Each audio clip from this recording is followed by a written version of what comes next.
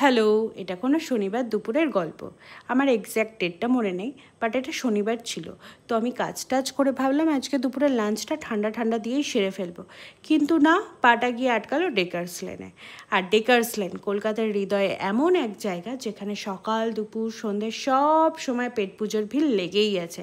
আর যারা গেছেন বা চেনেন, খেয়েছেন ডেকার্স লেনে, নামটা শুনলেই কেমন চোখের সামনে ভালো ভালো খাবারের ছবি ভেসে ওঠে না? আর ডেকার্স লেন আসলে শুধু তো একটা রাস্তা না, এটা হলো খাবার প্রেমীদের স্বর্গ। আর আমি খুবই খাবার প্রেমী, আমার খুবই ভালো লাগে, একদম ইমোশন ডেকার্স লেনটা। অফিস পাড়া, কলেজ স্টুডেন্ট, ট্যুরিস্ট সবাই এখানে লাঞ্চ বা স্ন্যাক্সের সময় এসে হাজির হন।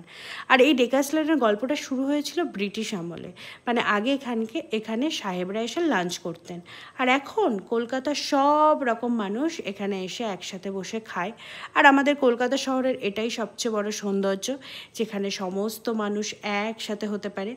এখানে যা খাবেন তার রীতিমতো লিস্টে ধরাও মুশকিল, এত রকমের খাবার পাওয়া যায় না, যা লিস্ট শেষই হবে না। যেহেতু আমি শনিবার গেছিলাম আর মা স্ট্রিক্টলি বলে দিয়েছিল আজকে নিরামিষ খাবি, তাই জন্য নো চিকেন, নো টেনশন। তো সোজা ঢুকে পড়লাম সুরুচি রেস্টুরেন্টে। আর যা মেনু দেখলাম তাতে আমার বাসন্তী পোলাওটা আর পনিরটাই চোখে পড়লো, আমার ভালো লাগলো আর কি, খেতে ইচ্ছে করলো। কিন্তু বিশ্বাস করুন, ফিশ ফ্রাই, চিকেন স্টু দেখে এত লোভ লাগছিল, কিন্তু যেহেতু মা বলেছে বলে আর ওইদিকে তাকালাম না, পুরো ওটাই অর্ডার করলাম। রুটিও ছিল, বাট পোলাও দেখার পর আর রুটি খেতে ইচ্ছে করে না, তাই পোলাও আর পনিরটাই নিই।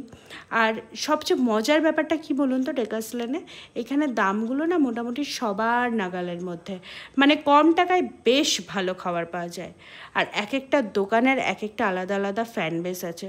যেমন এই সুরুচিতেই ধরুন, এখানে চিকেন স্টু ব্রেড, চিত্তদার চিকেন স্টু ব্রেড, তারপরে এখানে ফিশ ফ্রাই, চিকেন, এগুলো বেশ ভালো। তারপর শর্মার মিল্কশেক, এক একজন নিজের জায়গায় সবাই কিংবদন্তি।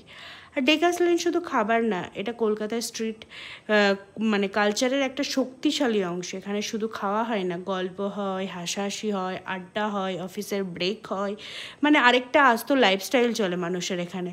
তাই যারা এখনও যাননি বলবে একবার যান, গরম লাগলেও ঘাম মুছে খেয়ে নিন, কারণ ডেকার্স লেনে খাবার খাওয়া শুধু পেট না, মনও ভরে যাবে। তো আমার খাওয়া দাওয়ার পর মনটা ভরে যায়। আর এত গরম লাগছিল, তো আমি আর ওখানে না, শিয়ালদা স্টেশনে এসে একটা লস্যি নিই, লস্যিটা খেয়ে একটু ঠান্ডা হই, তারপরে বাড়ি চলে আসি। Thanks for watching. Thank you guys, যদি ভালো লেগে থাকে একটা লাইক করে দেবেন। Thank you.